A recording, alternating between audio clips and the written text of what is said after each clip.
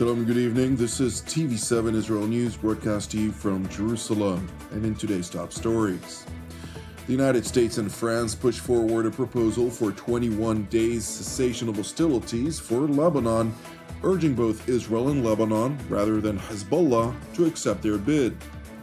Israeli Prime Minister Benjamin Netanyahu rebuffs reports of supposedly accepting a ceasefire, pledging Israel will not relent in pursuit of its war objectives for either Hamas in Gaza or Hezbollah in Lebanon. IDF Chief of General Staff Lieutenant General Herzi Halevi instructs Northern Command to maintain peak preparedness for a ground maneuver into Lebanon. Israel will not relent from pursuing its declared war objectives for Gaza and northern Israel, including the return of Israel's northern residents safely to their homes, rescue the 101 hostages from Hamas captivity, and eradicate the Islamist Hamas's military and governing capabilities in the Gaza Strip. Alongside the Lebanese front, IDF Chief of General Staff Lieutenant General Herzi Halevi met with field commanders and troops of the 98th Division, during the course of which he highlighted Israel's resolve to end the threat of the Iranian proxy Hezbollah. אתם שומעים את המטוסים כאן למעלה, אנחנו תוקפים כל היום, גם כדי להכין את השטח לקראת האפשרות של הכניסה שלכם, וגם כדי להמשיך לפגוע בחיזבאללה. חיזבאללה היום הרחיב את מעגל האש שלו, בהמשך היום יקבל מענה חזק מאוד. אתם תתכוננו. The IDF Staff Commander went on to assert that the only way to ensure the safe return of Israel's northern residents to their homes includes a ground maneuver. אנחנו לא עוצרים, ממשיכים לתקוף וממשיכים לפגוע בהם בכל מקום, כי המטרה היא מטרה מאוד ברורה, להחזיר את תושבי הצפון בטוח. כדי לעשות את זה, אנחנו מכינים את המהלך של התמרון. והמשמעות שהנעליים הצבאיות שלכם, מגפי התמרון, נכנסות לתוך שטח האויב, נכנסות לכפר שחיזבאללה הכין אותו כמוצב צבאי גדול, עם תת קרקע, עם נקודות שהות, עם מקפצות, לזנק לתוך השטח שלנו ולבצע התקפה על אזרחים ישראלים. אז הכניסה שלכם לשם בעוצמה, המפגש עם פעילי חיזבאללה שם, שיראו מה זה לפגוש כוח לוחם מקצועי, מיומן מאוד, עם ניסיון בלחימה. אתם באים הרבה יותר חזקים מהם, הרבה יותר מנוסים מהם, נכנסים פנימה, משמידים שם את האויב, הולכים חד להשמיד תשתיות. אלה הדברים שיאפשרו לנו להחזיר את תושבי הצפון אחר כך בביטחון. Since dawn, the Israeli Air Force struck hundreds of Hezbollah terror targets throughout southern Lebanon, including along the Lebanese border with Syria. The IDF spokesperson's unit said in a statement that fighter jets struck infrastructure along the Syria-Lebanon border used by Hezbollah to transfer weapons from Syria to Hezbollah in Lebanon, which the terrorist organization used against Israeli civilians. It continued by stressing that the IDF will continue to strike and act against the Hezbollah terrorist organization's attempts to arm itself and transfer weapons into Lebanon from Syrian territory, while further underscoring its unyielding resolve to operate to dismantle and degrade Hezbollah's capabilities and terrorist infrastructure. In contrast, Hezbollah launched a number of barrages of rockets and mortar shells toward northern Israel, including toward the towns of Margaliot and Kiryat Shmona. Thankfully, no injuries or damage were reported.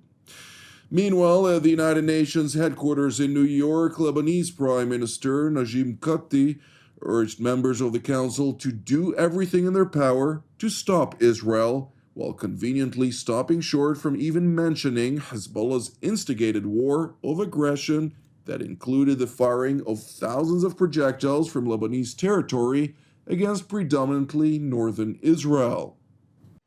لبنان اليوم هو ضحية عدوان إلكتروني سيبراني جوي بحري، وقد يتحول إلى عدوان بري بل إلى مسرح لحرب إقليمية واسعة.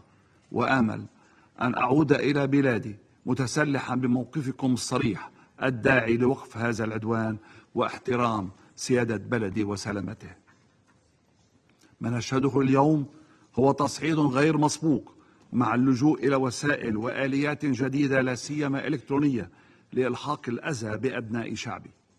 إن المعتدي يزعم أنه لا يستهدف إلا المسلحين والسلاح، ولكني أؤكد لكم أن مستشفيات لبنان تعج بالجرحى المدنيين وبينهم العشرات من النساء والأطفال. In response, French Foreign Minister Jean-Noël Barrot announced that Paris and Washington have proposed an immediate 21-day cessation of hostilities that would allow for negotiations to try and avert an all-out escalation. Une solution diplomatique est possible. Ces derniers jours, nous avons travaillé avec nos partenaires américains à une plateforme de cessez-le-feu temporaire de 21 jours pour permettre les négociations.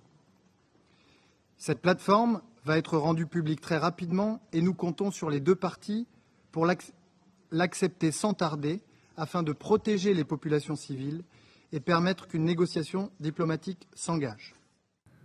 The statement by the French top diplomat was made after U.S. Secretary of State Antony Blinken, during a meeting with his counterparts from the Gulf Cooperation Council plus Egypt, voiced the Biden administration's determination to de-escalate the situation in Lebanon via diplomatic means, believing it remains possible, regardless of Hezbollah's refusal to comply, after over 11 months of separate attempts by both the United States and France to yield results.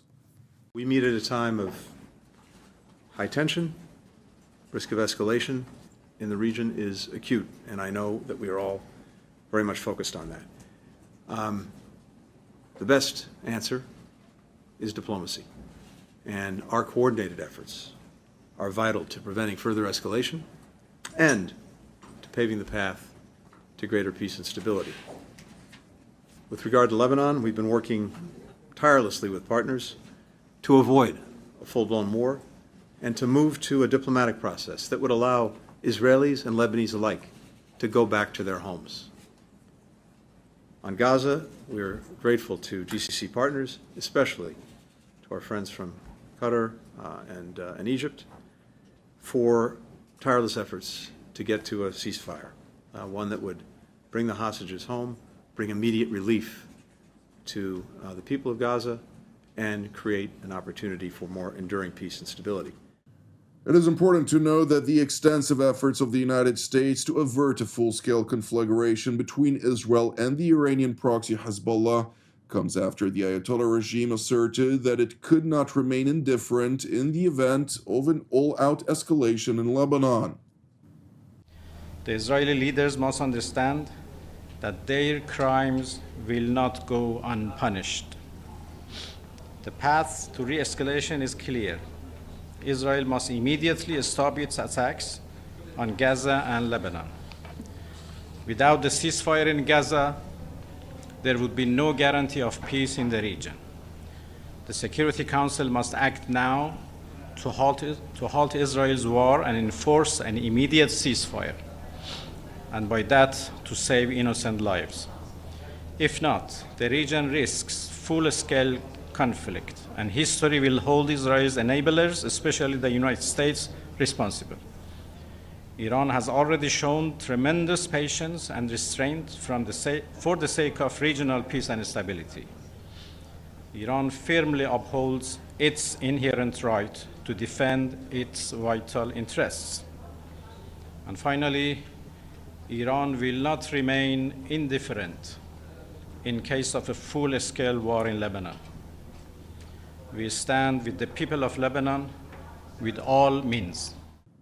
Meanwhile, amid reports in Israel claiming that Prime Minister Benjamin Netanyahu had agreed to negotiate a diplomatic solution, including the American-French proposed cessation of hostilities, the Israeli Premier's office released a statement in which it emphasized, quote, "The news about a ceasefire is incorrect. This is an American-French proposal to which the Prime Minister did not even respond. The news about the so-called directive to moderate the fighting in the north is also the opposite from the truth. The Prime Minister instructed the IDF to continue the fighting with full force and according to the plans presented to him. Moreover, the fighting in Gaza will continue until all the goals of the war are achieved." Meanwhile, prior to his travel to the United Nations General Assembly in New York earlier today, Prime Minister Benjamin Netanyahu published a film statement in which he reiterated his pledge to return Israel's northern residents back to their communities. אני לא יכול לפרט את כל מה שאנחנו עושים, אבל אני יכול להגיד לכם דבר אחד. אנחנו נחושים להחזיר את תושבינו בצפון בבטחה לבתיהם. אנחנו מנחיתים על חיזבאללה מכות שהוא לא דמיין. אנחנו עושים זאת בעוצמה, אנחנו עושים זאת בתחבולה. דבר אחד אני מבטיח לכם, אנחנו לא ננוח עד שהם יחזרו הביתה. It is important to know that Prime Minister Benjamin Netanyahu, together with his wife Seuraa, landed in New York City today, where the Israeli Prime Minister is scheduled to deliver his annual speech to the United Nations General Assembly tomorrow afternoon. Thank you for watching TV7 Israel News. I would like to encourage you, pray for the peace of Jerusalem and salvation of Israel. Separately, if you're blessed by our productions, which are exclusively donation-based, please consider supporting our program with a donation. You can do so via our website at www.tv7israelnews.com. I'm Jonathan Hessen, wishing you an Erev Mevorach, and God willing, we will see you during our next update. Until then, Shalom from Jerusalem.